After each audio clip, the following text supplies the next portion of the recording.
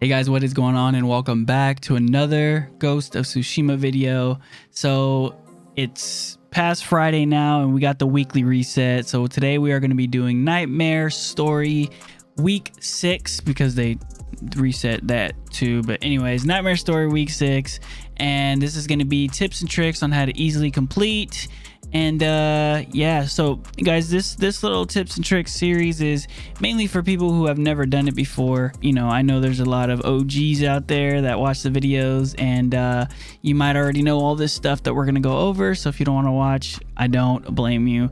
But if you've never done this before and or you need help doing this week's Nightmare Story, I got you guys. So sit back, relax, and watch the video. Guys, if you guys do like the video, please be sure to leave a like down below. It helps out so much. And leave a comment and let me know what you guys thought, anything I can add, anything that I might have missed. And yeah, I would really appreciate it. If you're not already subscribed, consider subscribing to the channel. We got so much more Ghost of Tsushima content. I love this game and I'm having a great time making videos for you guys, so stay tuned. Anyways guys, please enjoy and we'll catch you on the next one. Peace.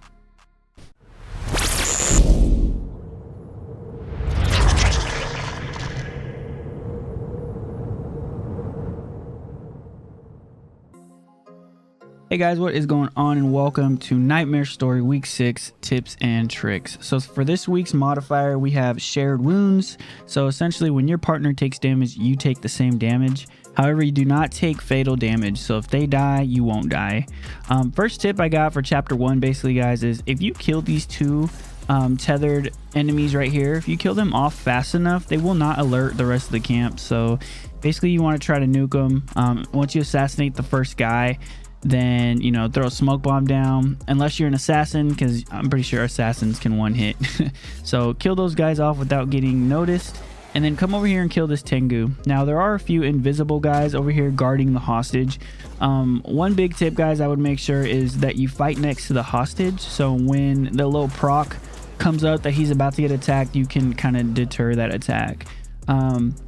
Use the lanterns if you need to try to uncover who the invisible guys are and where they're at. And if you do have Way of the Flame, you can actually hit these invisible guys with unblockable attacks. So this little area is pretty straightforward. You know, protect the hostage and rescue him. Now let's go into the scroll locations. As for the scroll, you'll find it right here in this little boat on the beach. And then as for the treasure, you'll find it right here next to the hostage, next to this little broken down shack.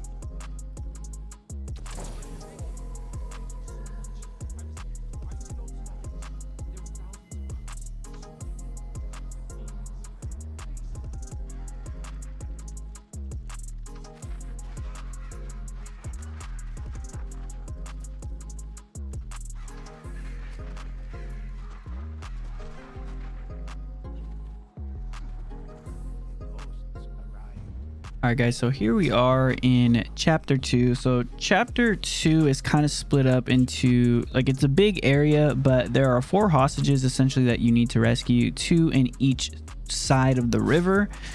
So for this first area, there is a pretty good handful of enemies, both spirits and regular enemies. There are also Oni, there are Tengu, so kind of approach these fights with caution and make sure that you're not aggroing both camps when you are either using your ultimate or, you know, throwing bombs or anything like that. Be careful how you approach this, right? So with this first hostage right here, guys, there's a good handful of spirits, and they're actually kind of hard to spot. So make sure you're using the lanterns and you're using your fire and explosive arrow if you're a hunter, and basically AoE attacks in order to kind of show where they're at. For this area, guys, teamwork is going to be super important because you do have the modification of shared wounds. Essentially it's like a whole nother curse. Like, this could actually be used as a curse and it would actually be pretty good. So it does add a level of difficulty to here, so you do want to make sure you guys are sticking together. The main priority targets, guys, are always going to be the Tengu. If you see a Tengu, you know, whether you're mid-fight or you're targeting them first, make sure that they are the first ones that you take out, because they can completely change the entire tide of the battlefield. So Once you target the Tengu and kill these guys off, the next thing I would say, guys, is to always fight near the hostage, just like in the first area, because they will be attacked often, and it's super easy to get like tunnel vision while you're fighting. And for them, all they need to do is get attacked one time and they're considered dead. So I would not even chance it and simply just fight near the hostage that you are trying to rescue. So if you've gotten that first area and you're here in the second area, then you know you haven't aggroed the whole entire camp, which is a good thing. You don't want to aggro the camp, so make sure you're fighting these camps one at a time, and you're fighting near the hostage.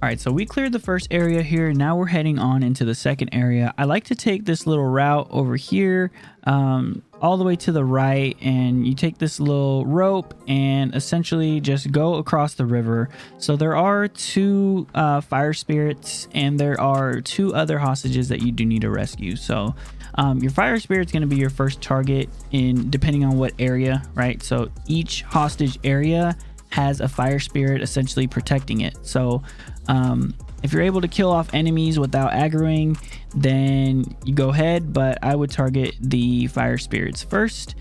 So this is all pretty straightforward as well, guys, and you just want to make sure that you kill off the enemies, and teamwork is so important, so stick with your team, and then you'll be able to kill these guys off easily and rescue the hostages. So now that you got a little bit of an understanding of how pretty straightforward this area is, as long as you're sticking with your teammate, we can go ahead and jump right into these scroll and Oni Treasure locations.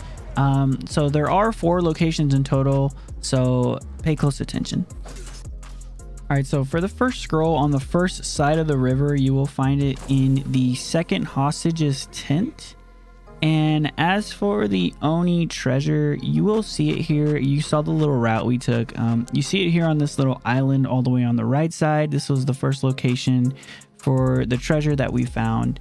And when you open up the Oni treasure, you're going to get 2 big Oni lords that have the maces, right?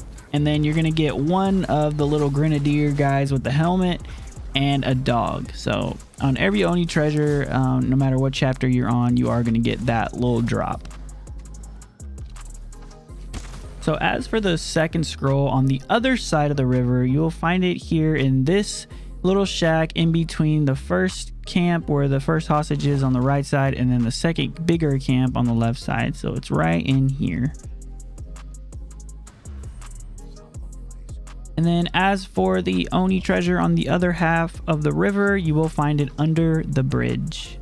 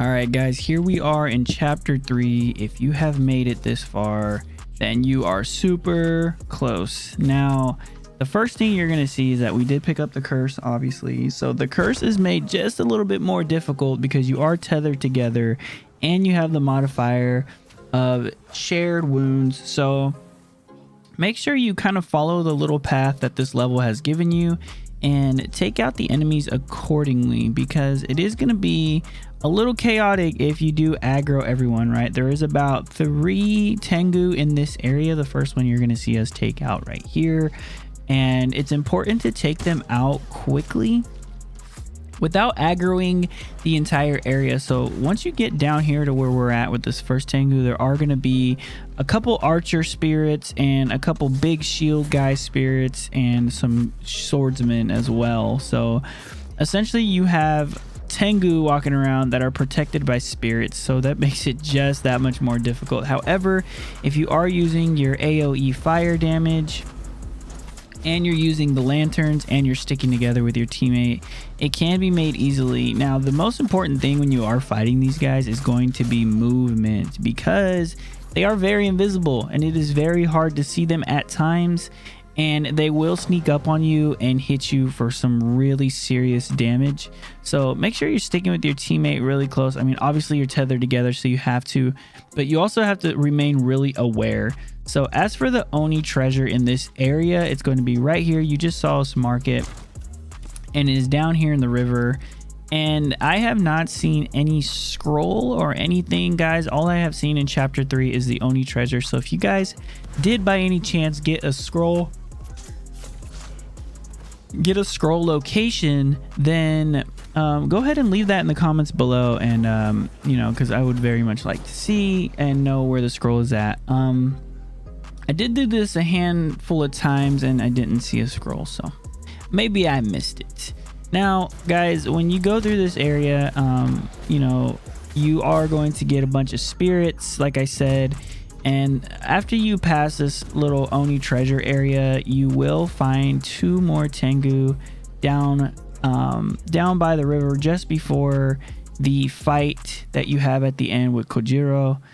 And it's important to take this fight slow, because these Tengu will attack you at the same time. So what we did is we kind of came up here on the cliff and we targeted the first Tengu that we could see. This way would make fighting the second Tengu a lot easier. So we jumped on him and, you know, we tried to kill him as fast as possible. It gets a little chaotic if you don't kill him off first. So utilize your smoke bombs, utilize your explosive arrows, basically anything you can do. It will get sticky, it will get a little bit difficult, but if you kill these Tengu off, it'll be pretty simple. Another good strat is to stay on top of the cliff and shoot down kind of while peeking out, and then after you shoot, kind of go back in. This way they don't know where you're at, and then you can kind of pick off the Tengu that way, kind of at a distance, and it really helps. Or if you're an assassin, obviously you can shoot your hallucination darts and everything like that. So in this specific run, I didn't exactly do it, but a good strategy I would say is make sure you have your ultimate and your cooldowns up. So right here, we kind of just pushed in anyways, because I knew I had a Ronin and he was pretty solid. And so I know his bombs were going to make a good little distraction while my cooldowns came up. And so kill off 1 enemy. So that's what I would say when you first walk in here, guys. Attack the first enemy and do as much damage as humanly possible. And then you will only have the rest. I think there's only 4 people left, including Kojiro. And you'll be able to attack. So there is 2 spirits, there's 2 Oni lords, and Kojiro himself. It's important to have movement in this area, so there is a pretty good range that you can get away from your teammate, even though you guys are tethered. So you don't always have to be holding hands. You can keep a distance, especially, you know, if you're a hunter. It makes all the difference in order for you to get that range. Use your smoke bombs, you know, use whatever you can to nuke them as fast as possible. This could be a difficult fight if you guys aren't on the same page. So try your best to pick a target, nuke them, pick your next target, kill them off fast, and then kind of go like that. And there you have it, guys. You know, that's pretty straightforward. Other than that, guys, that's all I have for you. This this is a little bit more of a difficult one considering what the modifier is, but it is very doable if you and your teammate have good communication and or you are on your P's and Q's and, you know, paying close attention. I hope you guys enjoyed. I hope that you guys took some good value away from this.